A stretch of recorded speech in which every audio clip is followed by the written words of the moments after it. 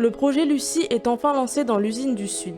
Objectif, créer une unité de stockage des résidus à sec, de quoi remplacer le bassin KO2 qui arrivera à saturation en 2023. Le projet Lucie, c'est une nécessité en tant que structure économique pour renforcer ce barrage de façon à faire durer le projet dans le temps.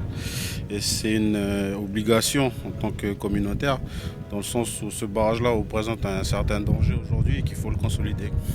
Donc c'est plus avec une idée d'apporter une garantie sécuritaire, environnementale et sociale aussi pour nous qui habitons juste à côté. Coût de l'investissement, 8 milliards sur 5 ans. Au total, 600 emplois sont attendus dans 200 locaux.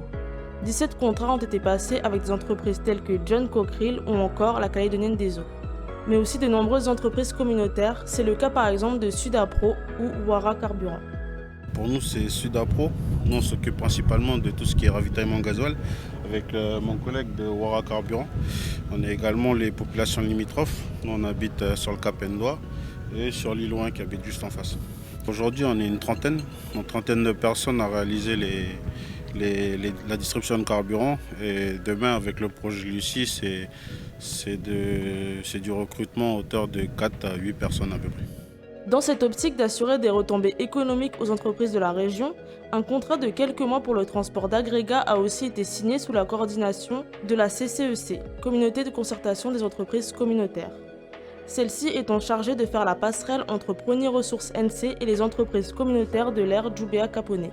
Nous, en tant on va dire, gens du Sud, population du Sud, population coutumière, nous faisons partie on va dire des entités coutumières qui ont signé l'accord pour la construction de l'usine à l'époque. Voilà. Cette construction d'usine a été signée par nos vieux, c'est pour un équilibre entre les populations. Parce qu'on voyait très bien que de l'autre côté, on avait la SLN, on est en train de construire l'usine du Nord pour un rééquilibrage. Et puis ici, dans le Grand Sud, on avait les populations de Yaté qui étaient un peu oubliées de tout ça, de tout ce développement.